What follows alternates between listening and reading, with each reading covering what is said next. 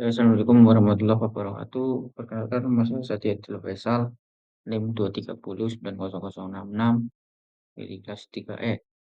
Di sini saya akan mengimplementasikan eh, nilai persamaan dari fungsi f soal nomor satu, di mana rekursi versi ini mencari akar persamaan dari fungsi ini. Langsung saja, di sini saya membuat fungsi f, lalu kita return dengan x, nilai akar pangkat 3, lalu ditambahkan dengan 7 dan dikali minus 1. Nah, lalu di sini saya mendefinisikan sebagai fungsi f ini, nah, akarnya fungsi ini juga metodenya itu bisection pada regular versi mengevaluasi nilai f ya, pada titik tertentu. Jadi kita juga menentukan akarnya berapa dan juga menentukan titik tertentu. Ya, kita masuk pada bagian kedua. Di sini ada fungsi metode bisection. Nah, di sini saya membuat div bisection untuk variabelnya a, b, dan tool. Nah, if jika f a itu dikali, lalu f b itu lebih besar dari 0, maka akan menampilkan tidak ada akar pada interval ini. Lalu kita return menjadi 0. Nah, else jika tidak, c sama dengan a, will b dikurangi a, atau dibagi 2,0 lebih besar dari tool. Nah, lalu if fc sama dengan 0, 0 kita tetap break, elif fc dikali f kan lebih besar dari 0, dan kita else return. Nah, di sini kita menyesuaikan interval berdasarkan fc-nya. Di sini kita sesuaikan intervalnya, lalu kita membagi interval dan mengevaluasi nilai tengahnya. Di sini penggunaan dari if fc sama dengan ini, lalu kita break, gunanya dalam mengevaluasi nilai tengah.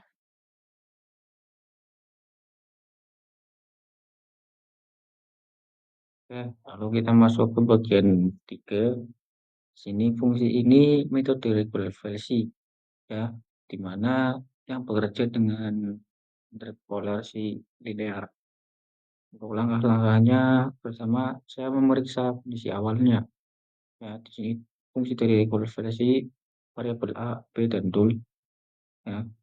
Untuk memeriksa kondisi awalnya seperti metode section yang di sini di awal. Sama, jika fungsi ini akan mengembalikan nilai non, ya, iterasinya itu selama ini nilai absolut lebih dari toleransi, nilai tengahnya ya. Ini nilai tengahnya itu melebihi dari toleransi akan harus didekati dengan formula formula interpolasi linearnya. Nah, untuk bagian ininya pemutakhiran interval jika ada berada di tengah di tengah interval, jika tidak berada ya pengambilan hasil fungsi nilai itu aproximasi akar. Nah, untuk di ini akarnya itu C. Oke, ya kita masuk ke bagian 4, nomor 4 ya. Sini saya menambahkan fungsi untuk menghitung hasil dan errornya. Untuk penjelasannya, saya menggunakan dengan fungsi result. Interval dan toleransi dari awal diatur dengan nilai toleransi menggunakan kedua metode fungsi bisection dan regular false. Jadi di sini kita menggunakan fungsi bisection dan ini menggunakan fungsi regular false. Nah, lalu di sini kita gabungkan, kita panggil variabel tersebut si bisection dan false. Nah, untuk menghitung absolute errornya kedua metode ini menghasilkan akar error absolut dihitung dengan nah, nah ini cara menghitungnya kita bisa menambahkan if section root, if not known, regular false root is not known. Nah, dari kedua ini kita memanggil si bisection dan regular false.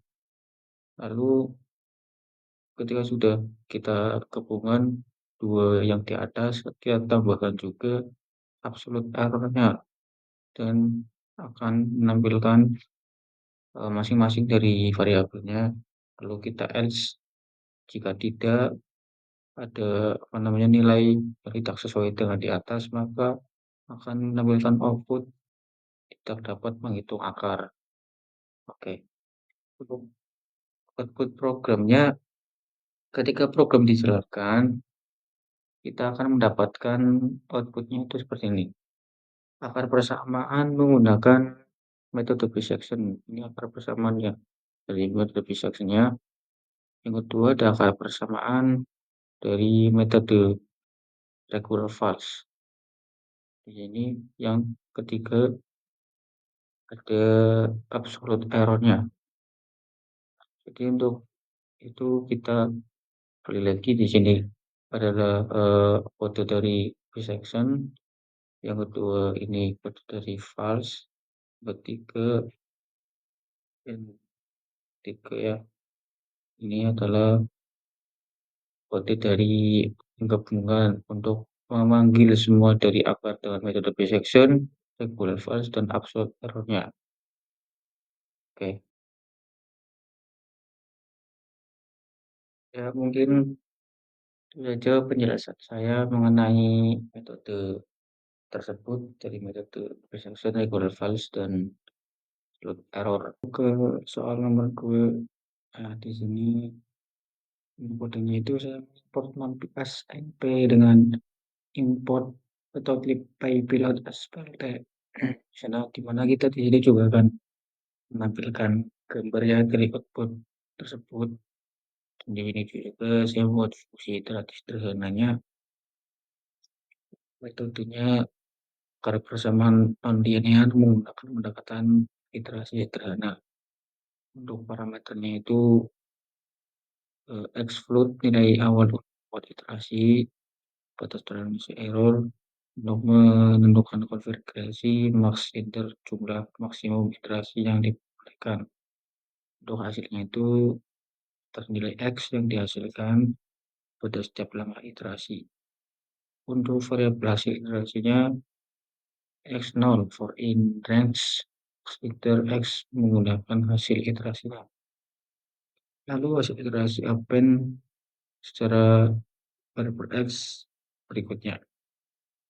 Belum memeriksa apakah perbedaan antar iterasi sudah di bawah toleransi. If jika APS atau X berikutnya dikurangi hasil iterasi lebih dari epsilon, lalu aku menampilkan hasil dari iterasinya. Terus juga saya membuat fungsi main, di mana fungsi main ini ada parameter awal untuk iterasi. Yang pertama ada X sama dengan 0. Nah ini nilai awalnya epsilonnya itu atau toleransi error. Untuk menjalankan metode tersebut, metode iterasi sederhana itu iterasi itu sederhana X evolution, menambahkan hasil iterasinya, lalu kita print langkah dari menampilkan hasil iterasinya, membuat grafik hasil iterasinya. Lalu bagaimana outputnya itu akan menampilkan grafik yang sudah kita harapkan. Ya, lalu kita masuk ke soal nomor 3. Di sini saya langsung membuat fungsi untuk menyelesaikan sistem persamaan menggunakan eliminasi Gauss. Nah, ini fungsinya. Lalu kita menggunakan membentuk matriks argumen eliminasi maju forward elimination, transformalisasi, baris ke baris ke I, setelah itu ada posisi mundur atau back subtraction, juga fungsi untuk menyelesaikan sistem persamaan menggunakan detail cocok. Lalu proof table ini adalah mengambil elemen diagonal matrisnya. Lalu jika kedua metode berhasil, hitung galet absolut. Nah, ketika berhasil maka akan menampilkan galet absolut antara kedua metode. Jadi jika tidak berhasil, print tidak dapat menghitung galet karena salah satu metode gagal. Lalu kita main program if name dengan main matrix coefficient dan vektor konstanta. Lalu kita buat hasil fungsi dan panggil hasil perbandingan untuk menyelesaikan sistem. Nah, untuk outputnya, di sini kita sesuai ya, berarti kita dominan di kuadran matriks cocok mungkin tidak overgain. Jadi matriksnya itu tidak dominan dan diagonal kesalahan pada eliminasi Gauss tidak dapat menghitung galat karena salah satu metode gagal. Ya mungkin itu saja penjelasan dari saya. Yang lebihnya mohon maaf. Assalamualaikum warahmatullahi wabarakatuh.